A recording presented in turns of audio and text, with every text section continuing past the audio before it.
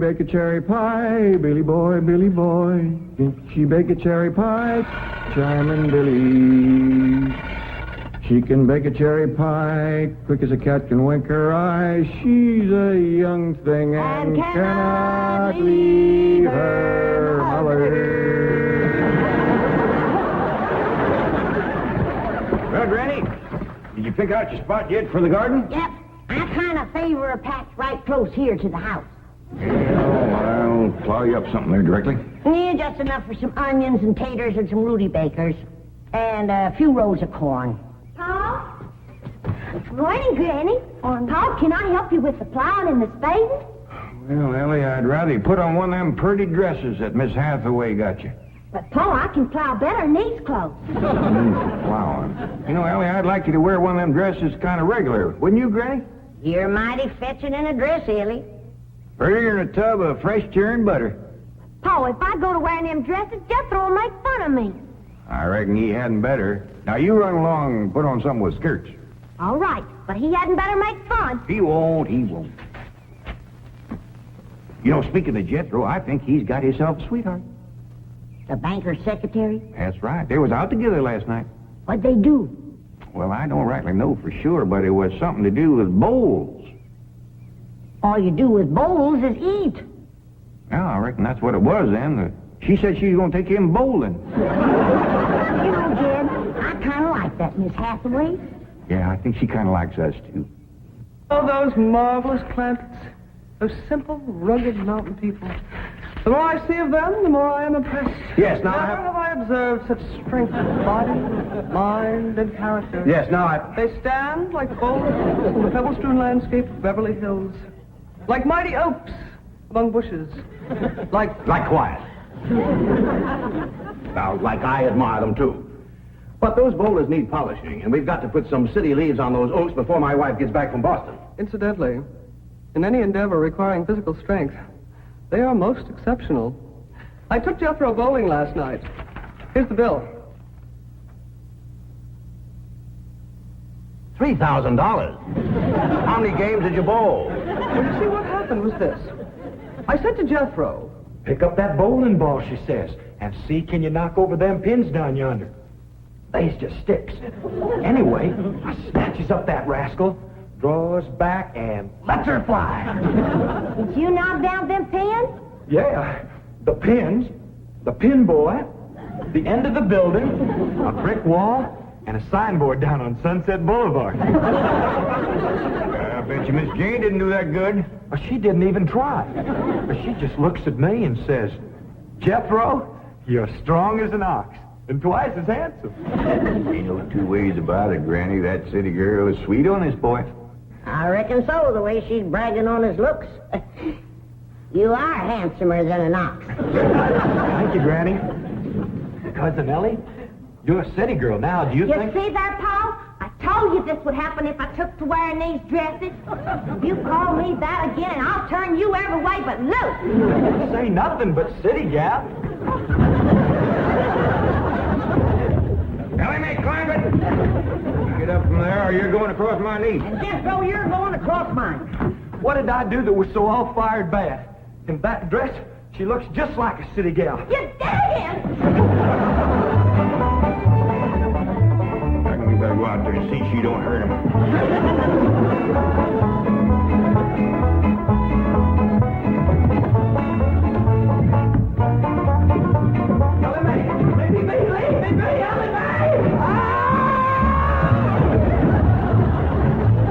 Jethro, now that we living in the city, you got to learn to use the steps. I'll be happy to know that I'm making splendid progress with Ellie Mae. She's turning into quite a lady. Fine. But it's Jed, Granny, and Jethro we've got to work on. Clothes, manners, the works. What have you done about servants? That's the problem, Chief. They're basically opposed to the whole idea of able-bodied people letting others do their work for them. Well, that's a refreshing attitude. But we've got to get a skeleton staff in there somehow. A combination butler and valet with Jed and Jethro. Who help them assemble a wardrobe, teach them how to... Ravenswood. Your butler? Oh, he's never been my butler. Came with my wife like an overweight dowry. Been in her family for years. And with Margaret in Boston, I can certainly spare him, plus her upstairs girl, Marie. I doubt if you can sell Mr. Clampett on the idea of servants. And get him on the phone. I'll make him think he's doing me a favor by taking him off my hands for a while. Right, Chief? She hadn't ought to throw me down on my head like that. What if I'd have been carrying a frog in my hat? You ain't supposed to be wearing your hat in the house. Well, Granny, where's a fella going to carry a frog? They jump out of your pocket. Hello? Oh, howdy there, Mr. Drysdale. Glad to have you back from Boston. Your missus come with you? Oh, that's too bad. I know her and Granny'd hit it off like two sows in a mud waller. Yes, I'm sure they would. No recipes? No, my wife doesn't do much cooking. No, I doubt if she ever made grits and hog jows. Well, how about mustard greens and possum belly? No? Ooh, then. Pone and squirrel shank? Boiled chicken hog. Well, say, she don't do much cooking, does she? No. Well, the reason I called Mr. Clampett is I have a butler. Well, he really belongs to my wife's family, but he's been with us ever since we were married. And I was wondering if you'd let him come and stay with you for a while. You mean board with us? Well, I guess you could call it that. Who's going to board with us? Just a minute. Some kin of Miss Drysdale named Butler. Oh, why, we be just... That's that no good fat rascal that wouldn't let Ellie and me in to help Miss Drysdale when she was sobering up. Hello? Granny was talking at me, but she's done now. Oh, no, she ain't. Just a minute. Granny, let me hear the man out, and then we can talk it over. Yes, sir, Mr. Drysdale. I'm a-listening now. Well, in addition to Ravenswood, he's the butler, you can also have my wife's upstairs girl, Marie. Margaret may be away for some time, and I have absolutely no use for him. Well, I sure would like to oblige. Me and Granny will talk it over, and I'll call you. Oh, thank you. You'll be doing me a great favor. I was glad to help out when I can. Thank you again, Mr. Clampett, and goodbye.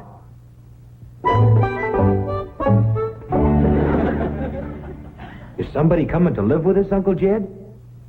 Maybe, Jethro, maybe. Why don't you go out and make up with your cousin Ellie? Okay, Uncle Jed. All right, Jed, let's have it. We going to board that butler fella? Well, Mr. Drysdale will take it mighty kindly if we did. He says he ain't got no use for him. I don't like him myself. You only met him once? Once was enough. I asked him real nice. I said, are you doing for Miss Drysdale that she's feeling poorly? Are you doing the washing and the scrubbing and the cleaning for her? And he looks right down his nose at me and says, Madam, I am a butler. I reckon he is proud of his name. Kind of fancy. Ravenswood Butler. I don't care if it's Stonewall Jackson. And I think Mr. Drysdale has a lot of gall to ask us to take his wife's kinfolks off his hands. Well, now, I'm mighty beholden to him. You know he's keeping my $25 million in his bank, and he ain't charging me one penny to do it. That's his business. You didn't ask him to do it. Well, now, Granny, if it was just Mr. Butler, I might agree with you, but there's a sad side to the story, too. What's that? Well, you've heard of Mr. Drysdale speak of his stepson? That's his wife's boy by her first marriage? The one they call Sonny? Yeah. Well, it seems she's got a girl, too. And there must be something wrong with her. What? Well, I don't know, but they keep her upstairs. No. Yeah. He spoke of her as my wife's upstairs girl. The poor thing. Her name's Marie, and he'd like us to take her and Mr. Butler. Doggone it, Jed. We got enough to do to take care of this big place without... He didn't say what was ailing her, huh? Well, no, but if you ask me, they ain't eating right over there. No. You know what Mr. Drysdale told me? What? His wife ain't never cooked grits and hog jowl.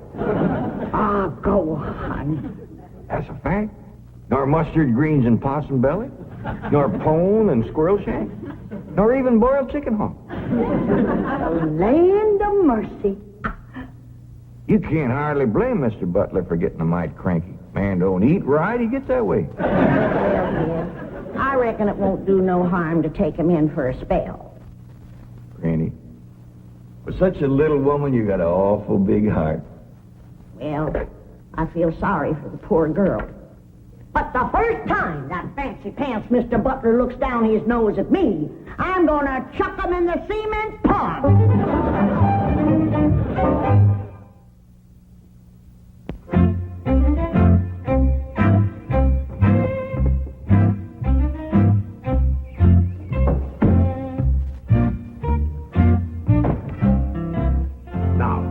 I'm doubling your salaries for the length of time you stay at the Clampett home. But if one word of this gets back to my wife in Boston, you're both out of work with no references. Actually, you will find the Clampetts to be basically fine people. All they need is a little polish. Polish? They need sandblasting. However, I think Miss Hathaway's plan may overcome their initial resentment of wearing city clothes. Yes, I think I have devised rather a clever strategy. To put it briefly and succinctly, my strategy is as follows. I shall propose to the Clampetts that they sit for a family portrait. As you know, my hobby is painting. Now, I shall suggest to the Clampetts that their attire match their background, which is, of course, their beautiful mansion. They will no doubt see the logic of my didactic approach, accede to my wishes, don suitable raiment, and, once they have seen themselves thus attired, take... We're in. Let's go. We forgot to dust the stair rail. I'll do it, Granny.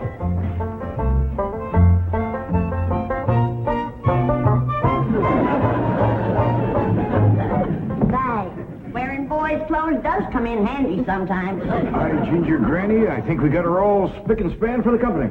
They ain't a speck of dirt, no place. Can I go swimming now? Me too?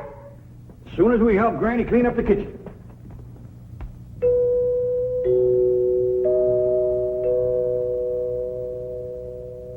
There goes that music again. Sure is. Great. You ever find out where that comes from? Know 'em, Granny. Every single time I commence to looking for it, somebody comes to the door. Nobody to the door now? There will be. You'll see.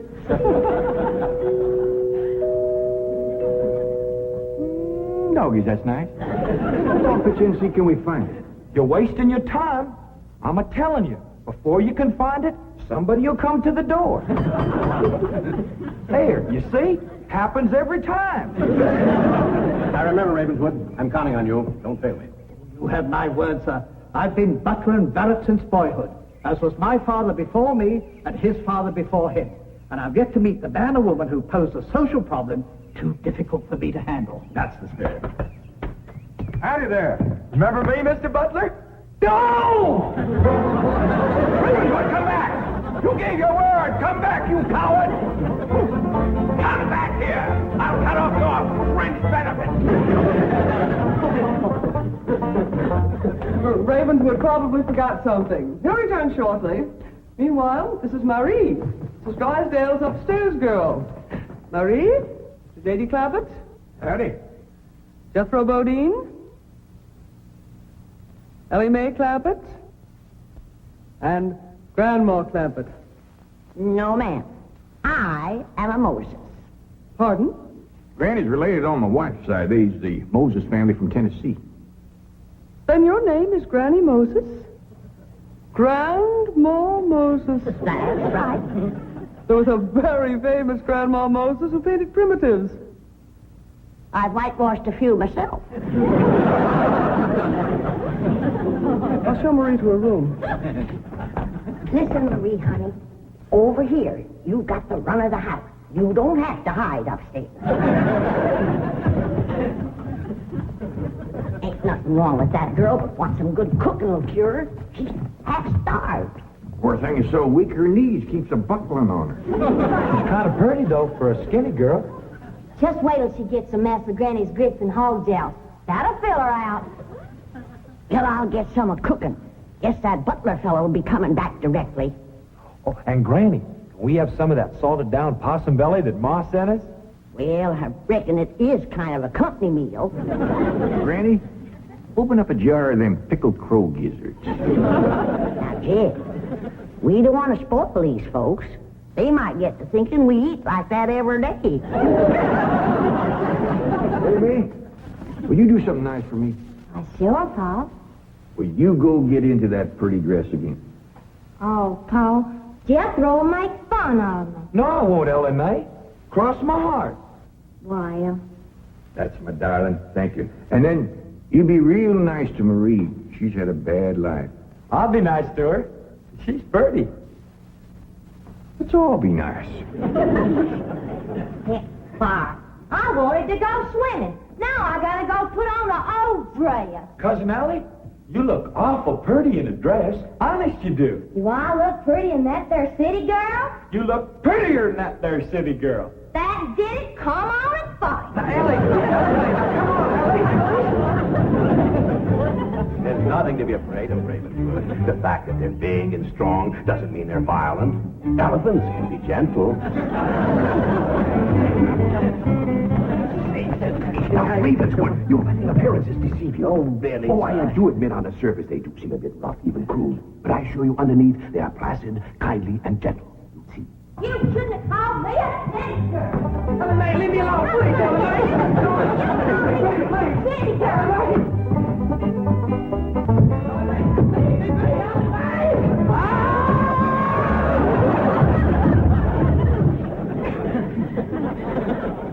Mr. Butler, don't never say anything nice to that girl. She'll kill you. Come back here. Coward! Come back! You promised! I pondered, Granny, when Mr. Drysdale said he didn't have no use for Mr. Butler, he sure wasn't fooling. I just seen him cut through the brush chasing him with a stick. Mr. Butler gets sassy with me, I'll chase him with more than a stick. Jen, Ellie throwed me down on my head again. If she don't stop that, I'm going to get a headache. Stop riling her, Jethro. But golly, all I said was she's pretty. That ain't no call to bust a fella's head. How's it doing? Oh, howdy, Marie. Hi, Marie. Are you hungry, darling? No, madam. I'm whopping up something here that'll just set your mouth to watering. Put some strength in your limbs, too. Tell her what it is, Granny. A great big mess of grits and hog jowls. And salted down possum belly. Cold pickled crow gizzards. How you like that? Don't tell me that child ain't hungry. Why, she's ready to drop in her tracks. Set her at the table and I'll dish up a mess. No, please. I only came in to bring you a message from Miss Hathaway. She's preparing to paint the family portrait, and she wishes to know if you all will sit for her. May I tell her that you will sit for her? Well, yeah, I reckon we'll do that. Merci.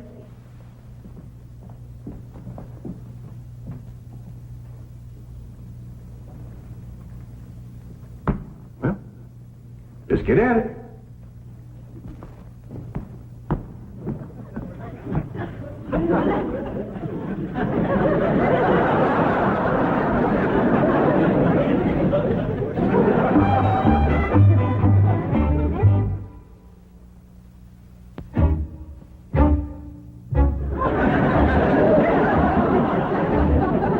It's all right to talk while we're sitting.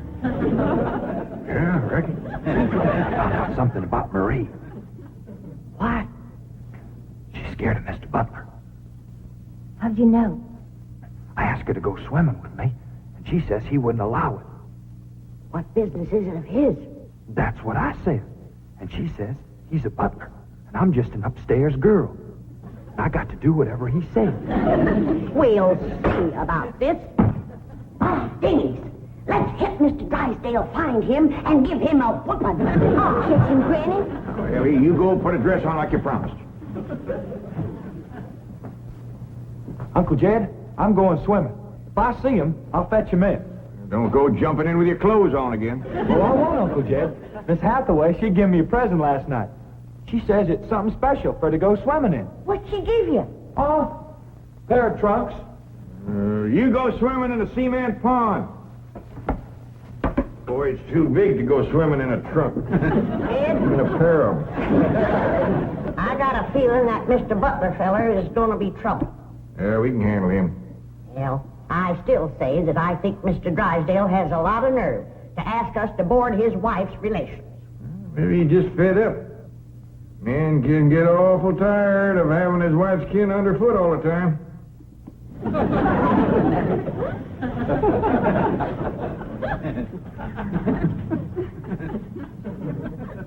He told me that Butler fella had been living with them ever since they was married. I declare some in-laws latch on to free room and board like leeches. It takes a mule kick to jar 'em loose. You can't hardly blame Mr. Drysdale for trying to get shed of a critter like that.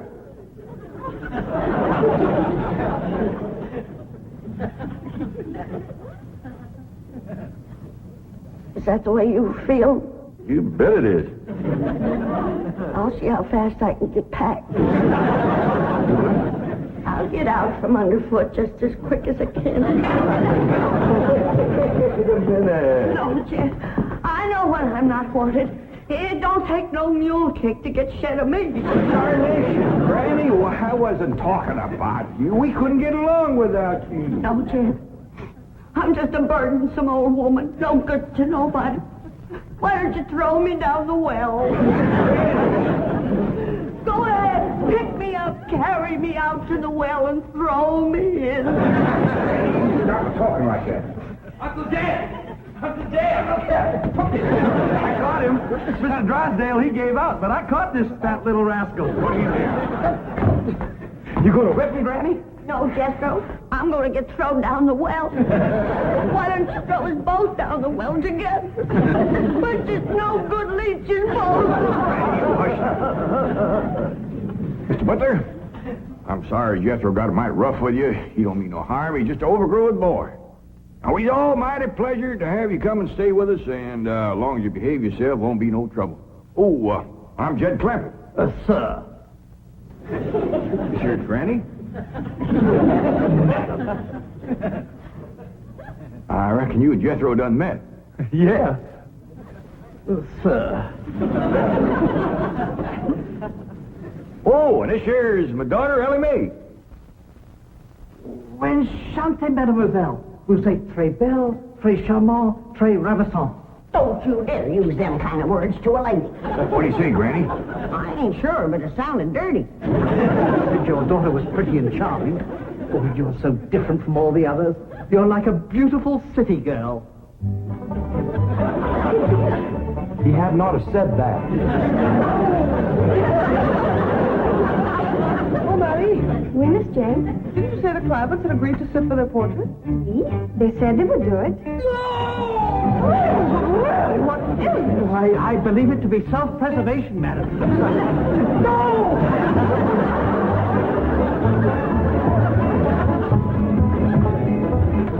Don't take to the stairs, she'll catch you sure.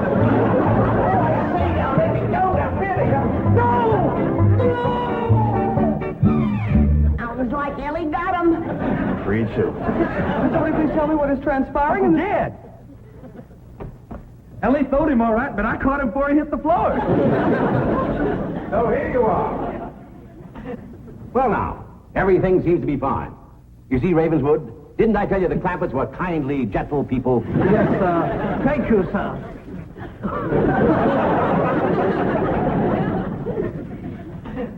We're gonna have to feed up both of them, Granny. His knees is buckling, too.